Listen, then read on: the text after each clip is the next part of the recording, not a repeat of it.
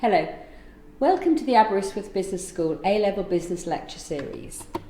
I'm Dr. Julie Abbott and I'm going to talk to you today about promotion, one of the 4 P's of marketing. What we're going to do today is look at the scope of marketing communications, the nature and why we actually try to communicate to our markets, because promotion actually is another name for marketing communications. We're going to look at 3 different models of marketing communications and look at how influences on us personally can affect how we interpret marketing communications. We're going to understand its role and sort of how models can be used to explain how marketing works.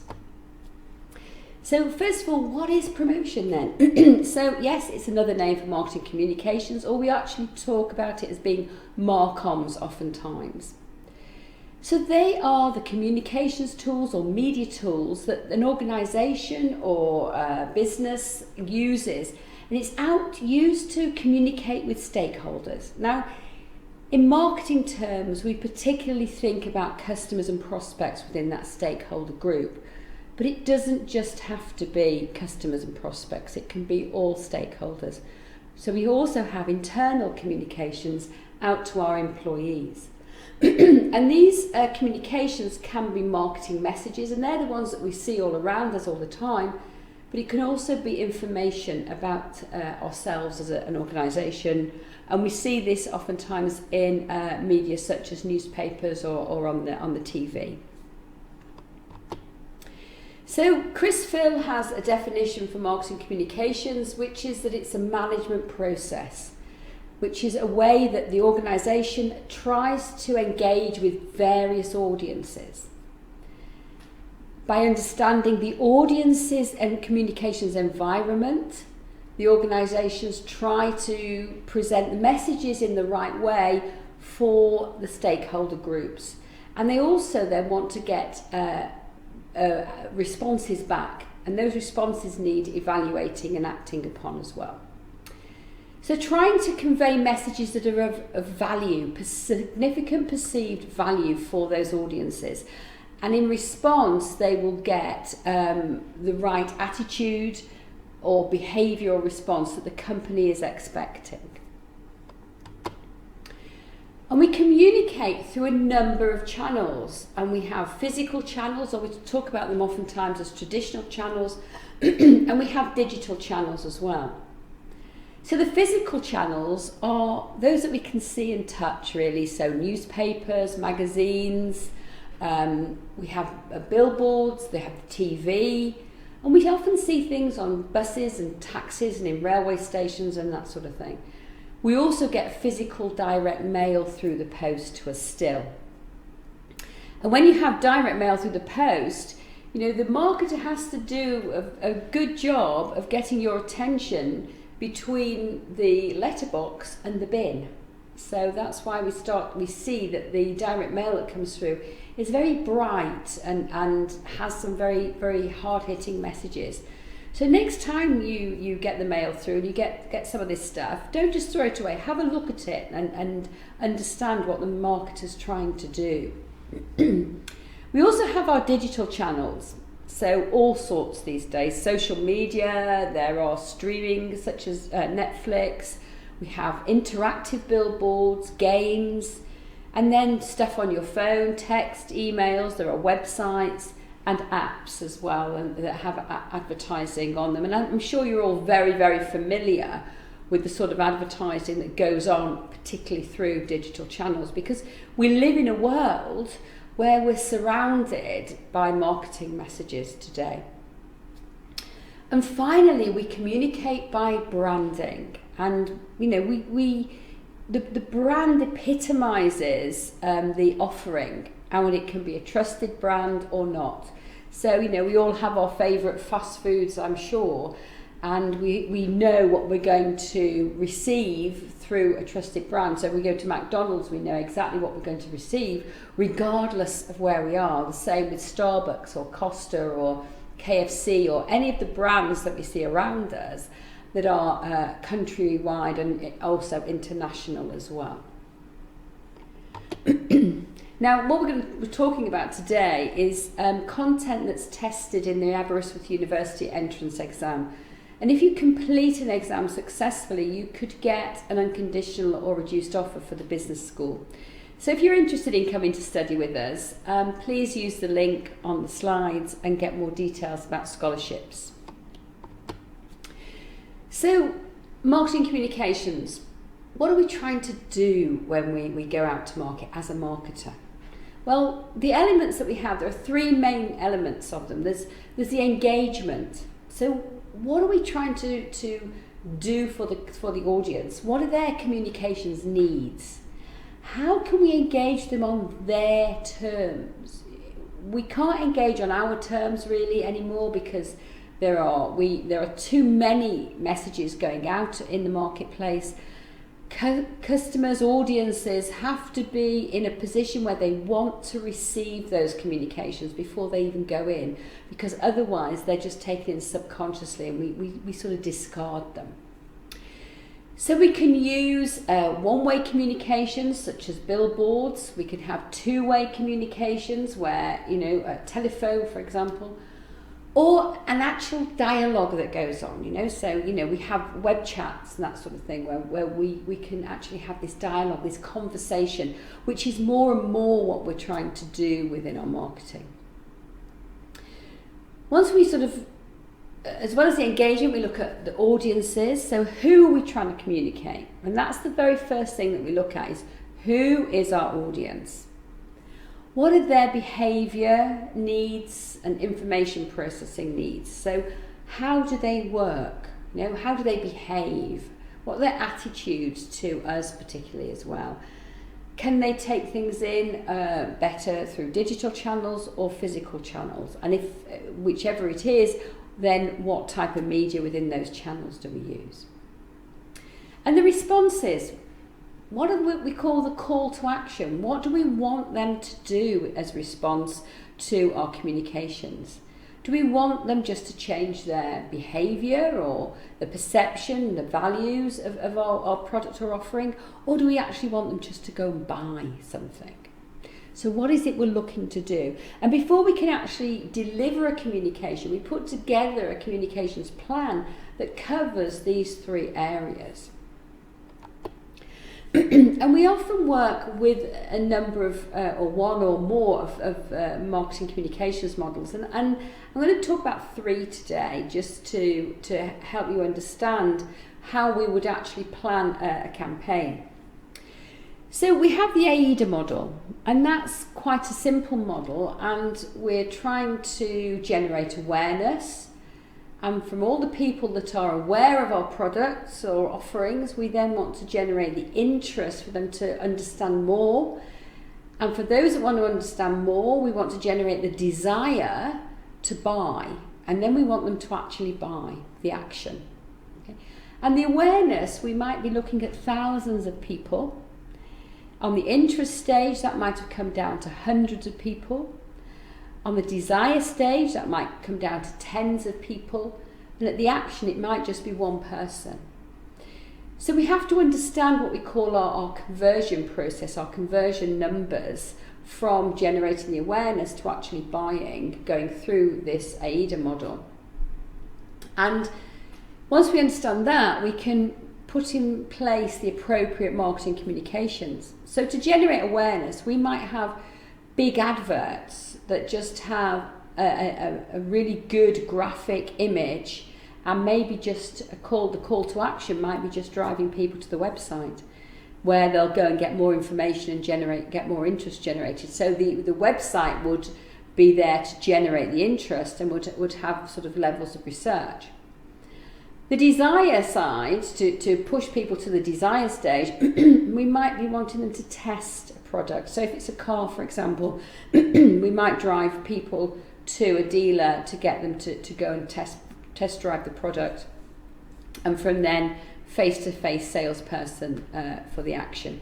So they're all different types of communications that we would use within each stage of that model. So that's AIDA. The hierarchy of effects is very similar, but we've just sort of pulled that out into six stages rather than the 4 for the AIDA model. So again, it starts with generating awareness, then it's to have more knowledge of the product or offering, from that to actually liking it within a number of competitors, to having preference for our product rather than a competitor product, and then really wanting to buy that product and then buying it. So the conviction stage and then purchase stage. So they're 2 of the models that we look at. And then the final model I wanted to talk to you about is DRIP. And this is very much a communications model, and that is about differentiating yourself from the competitors. So you position the brand to make it different from the competitors. Reinforce, where we're trying to remind customers and reassure them that our brand is the best one out there for them. There is inform, where we're trying to generate awareness of a brand, and that might be the actual existence of the brand or particular attributes that we feel that might be missing from the awareness within our audience. And then we're trying to persuade customers to behave in a particular way, and that's often to buy. So rather than the previous 2 models where you would run through a hierarchy, if you like, from the AIDA, awareness, interest, desire and action, you take people through a conversion process. On the DRIP model, you would typically be trying to understand which area you'll be working, which would be the most important area, whether it's differentiation, reinforcing the product, information or persuasion, which is the product, which is the area that's the most important to use, even though there might be the other parts of the model that are used within your communications as well. Now, we can't ignore the rise of digital. If we look at the numbers here, there are 7.5 billion people in the world, and of those, over 4 billion use the internet, nearly over 3.5 billion nearly are on social media, 5 billion have mobiles, and they're unique mobile users, so some people have more than one mobile phone. And again, just over 3 billion are active mobile social media users. So that's a lot of people, big audiences. And so marketers work very hard now in order to penetrate that audience set through digital. And digital has become a very, very important part of the promotional aspect within marketing. And as things change, we all know things change very quickly. So on social media, for example, Facebook used to be the platform of choice for all ages, but now certain ages have gone away from Facebook and tend to use Instagram, for example. Others might use Twitter. So marketers have to really understand the audiences to know which platform to use for their product offerings and service offerings. So communication, what is it really? It's how we share meaning. And it's not just language. If we speak different languages, we can't communicate easily at all. We may do through body language and signs and whatever, but we can't. Verbal language is very different. But it's not just national languages that we're thinking of when we're talking the same language. It might be the language of a particular group. A type of hobby might have its own particular language, and so on and so forth. So interpretation of that language is very important, and the response to that interpretation as well. So we really have to understand the audience in order to communicate to them properly. And as we become more and more marketing savvy, trust becomes important, because we're never quite sure the messages that we're getting in are really able to be trusted. So nowadays, personal referrals are very, very important, because we trust our friends to tell us the truth.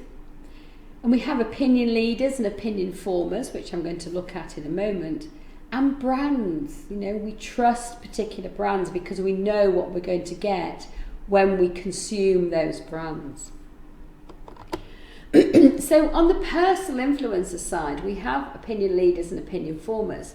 Now, opinion leaders are those people that are within our group. So if we have a hobby group, for example, we all play football or rugby or whatever it might be, there will be people within our rugby team, for example, that we would look up to. They're the ones that sort of are our natural leader within that group. And they have this informal expertise, and therefore we would trust what they say. And we often try to emulate them. So if they wear a particular brand, we might wear a particular brand also. So they're opinion leaders, and what they say, we try and follow. You know, what they say goes, really.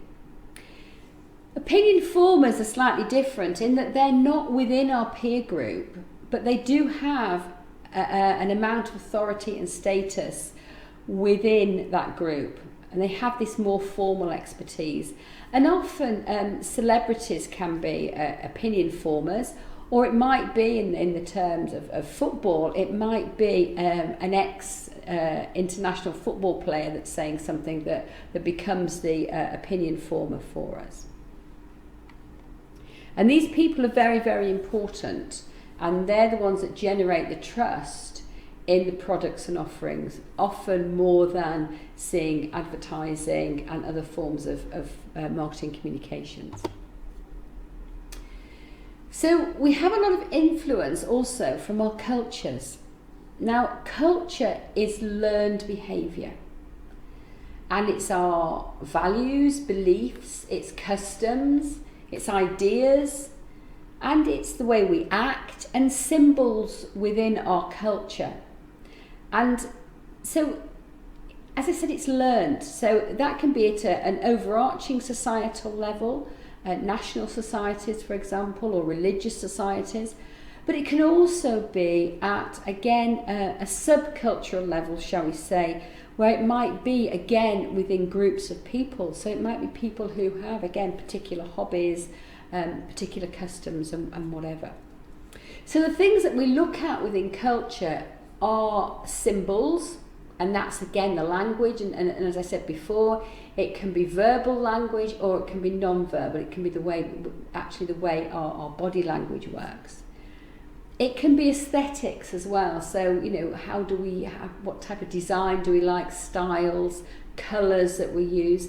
And a lot of cultures, colour is very, very important. And so within marketing, we take great note of colour when we're working on messages and symbols and graphics and images that are particularly going to go international. And that's why you often see that brands are within just one or two colours. So business brands, often you would see them in blues and black and the odd red one as well, because those are the brands that might travel better across different cultures.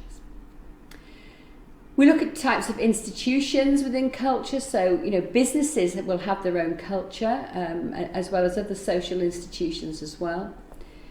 Different groups, so family groupings have their own culture, and family groups often form the fabric, the actual material of society. Political parties as well, we have to think about within the cultural side of things.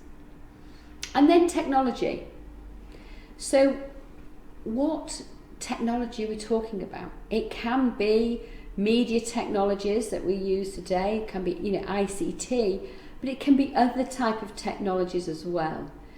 For example, again, if we're talking about football, the culture of football, it might be that you're working or playing on a 4G pitch rather than grass, for example, and this will have an impact on the team and the culture within that team. So to summarise, we've had a quick look through areas of marketing communications and how it's used to communicate offerings in order to just engage the audience, and the type of engagement depends on the type of model that we're using and what we're trying to ask the consumer or our audience to do. It's about the brand and how we use communication to differentiate our brand from competitors.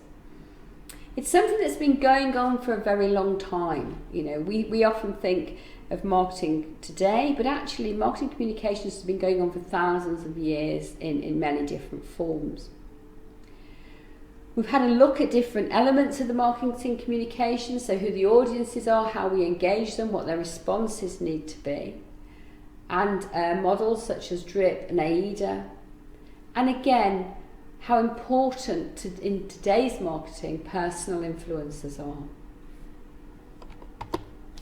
Thank you very much for your time, and I hope it's been helpful.